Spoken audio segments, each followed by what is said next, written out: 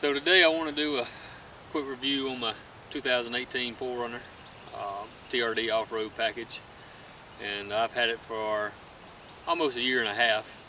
I got a little over 26,000 miles on it, and just kind of wanted to share with you kind of what it's been like to me, what my thoughts are on it, and maybe if you're thinking about getting a 4Runner as a hunting vehicle, that some of these things might appeal to you. So first mod I did to it was vehicle tent. We live down here in Mississippi. Always gets really hot. Only thing I had to do was the front two windows and the strip up here. The strip up here is just regular tent. The two front windows I did go with ceramic tent, and it's supposed to be better at stopping the heat. I really can't tell the difference in it, but the price point was about the same as regular tent. So first thing I did was, like I said, the tent, and then we're going to bring you inside here and we'll show you what my next mod was. Alright, here in the back of the vehicle we got our second mod I did. It was Rego Fabrication Molle storage panels on the rear windows here, and they've served their purpose as well. Easy installation, no trouble there, and they allow you to get things up off the floor that otherwise just kind of be scattered in the way if you didn't want them in a bag. So basically right here on this side storage panels have a knife, have my MyMedic bag, shop towels, toilet paper, and fire extinguisher on this side. The other side over here have some water bottles, a lot of gloves, flashlights, utility knife, and bug spray, and I think I keep a compass over here. Now in the back here, the only thing I've done is the WeatherTech floor mats, the blue bag, tie down straps, and the orange bag is a tool pouch, and the black bag is air compressor. This is my get home bag, 4-way lug wrench, and a bulletproof vest. I have a gun on me everywhere we go that I legally can, and I figure if you need to get home, things get bad, if you need to get home bag, you also need a bulletproof vest. And that's pretty much for the back. Me and 3 friends took this truck from Mississippi to Wyoming on a hunting trip. We was able to carry everything we needed. A truck with an open bed just never really has benefited me. I'd rather have something to keep everything dry in the back and out of the way from people to grab and get a hold of. Other than this, I'll show you all this tool pouch I got. I really like it, and I'll open it up here for you in just a second. I just wanted to touch real quick on this Atlas 46 tool pouch. I really love it. Doesn't take up any room.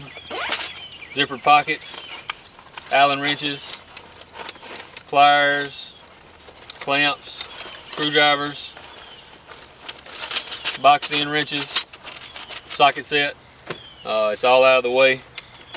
Very sturdy, and keeps all your stuff nice and neat. If you need to take it out of the truck, there's no problem doing that. And it folds up real nice, saves a lot of space.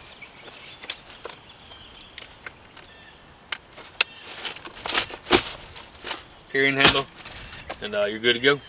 So I did powder coat my TRD off-road.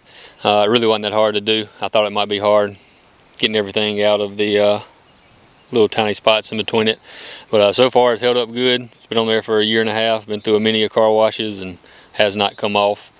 And it was cheaper than buying the plastic pieces that you cover it up with.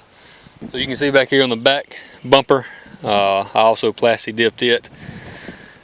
I didn't do quite as good of a job on it. I wound up having to get called out to work on an emergency and didn't get to finish it just the way I wanted. You can see right here on the left side where some of the plastic dip got torn off at some point, but that doesn't really bother me. I've got another can of plastic dip, so I'll just touch it up in a little while, but I like it a whole lot better than the silver valence that it come with. It's just, I didn't like that at all. So anyway, so far, I mean, I've done a lot of plastic dip before, and really this is the first time I've had any issue with it coming off, so it's probably just the way I put it on, an error, but it seems to work pretty well. So we'll go inside and show you what I've done inside of it. Not really a whole lot on the inside that we've done. I replaced the knobs, shifter knob and four-wheel drive lever with Ellis Precision, I believe, and that's just a nice touch, not really needed or anything. And they are right here. Try to get a little closer up view of it. There you go. And then I would say one of my favorite mods has been this Expedition Essentials mount. This right here, put your phone in and everything's right here on a heads-up display while you're driving. I also have a RAM mount for this that when I need to use my iPad, I have it mounted up. And then it also has two more plug-ins here for your phone. And you do have to bring out the entire dash to put this in, but it's not real hard.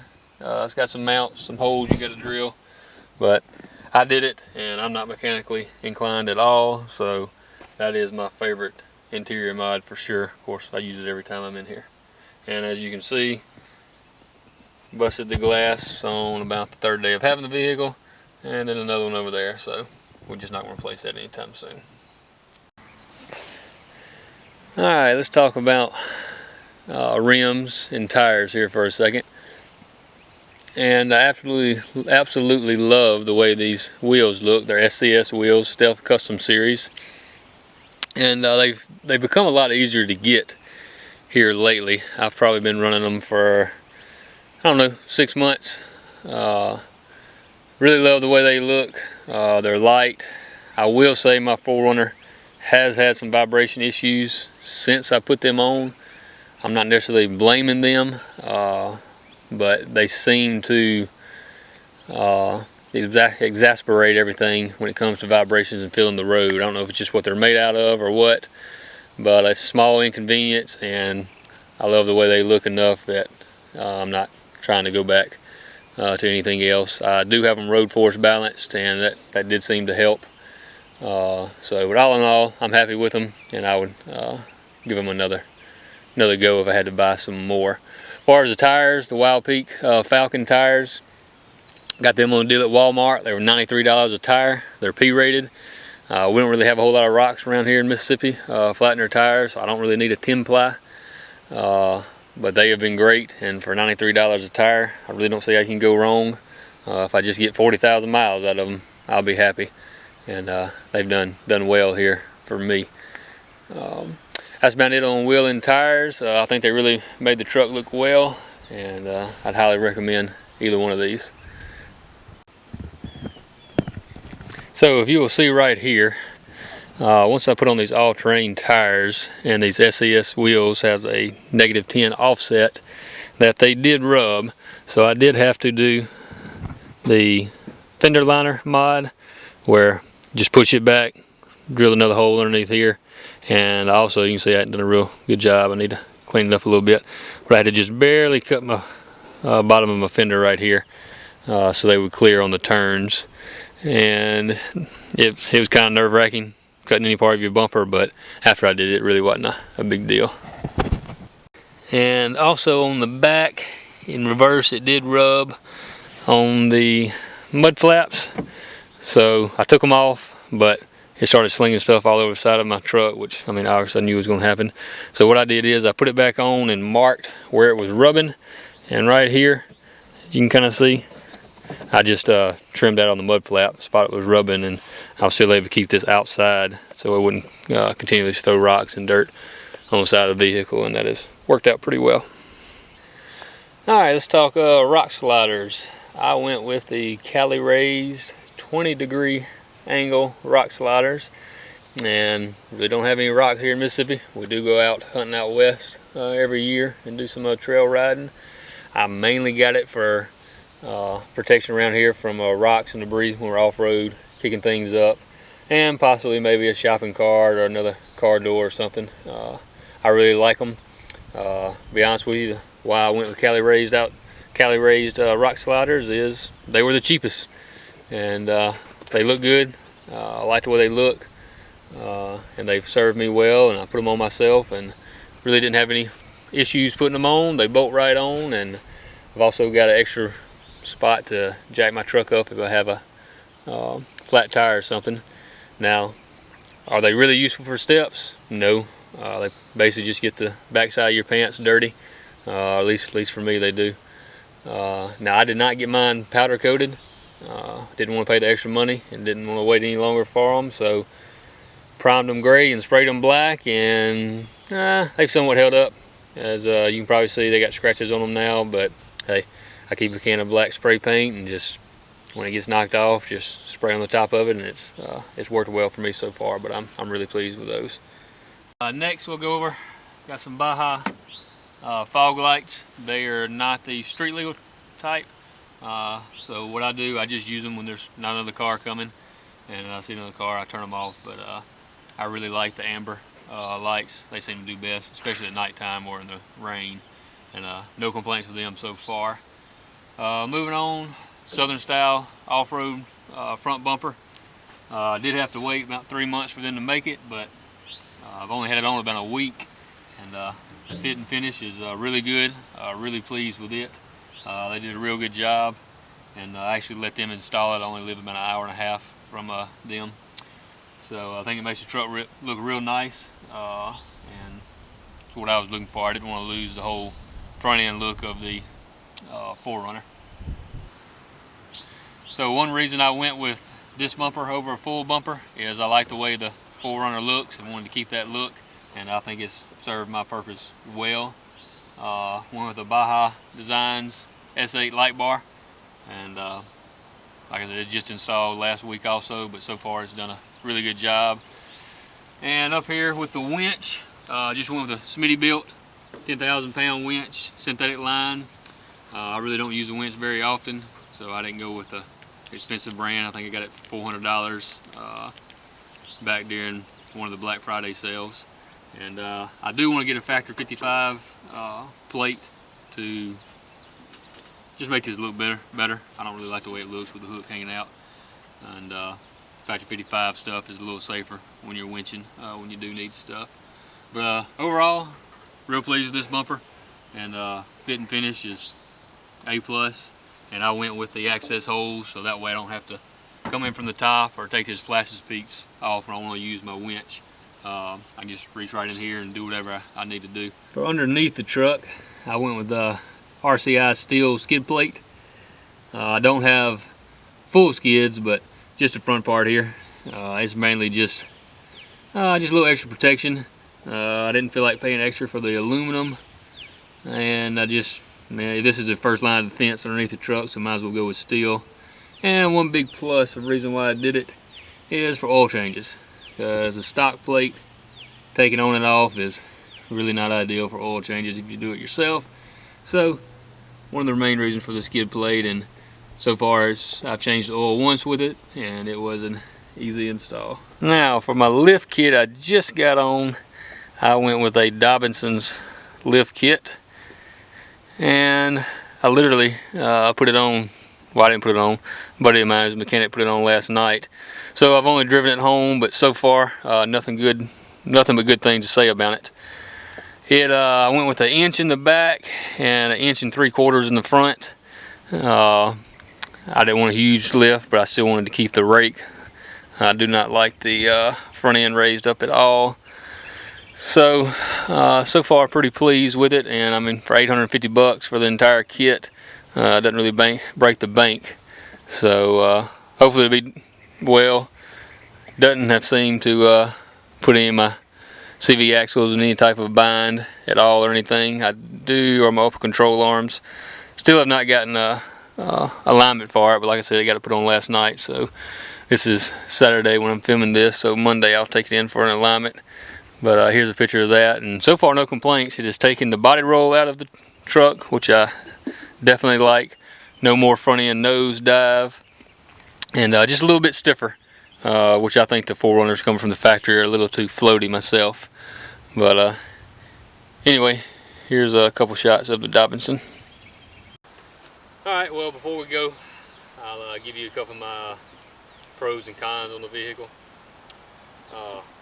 Pros: should last a very long time. Shouldn't have any mechanical issues with it. That's one of the reasons I bought it.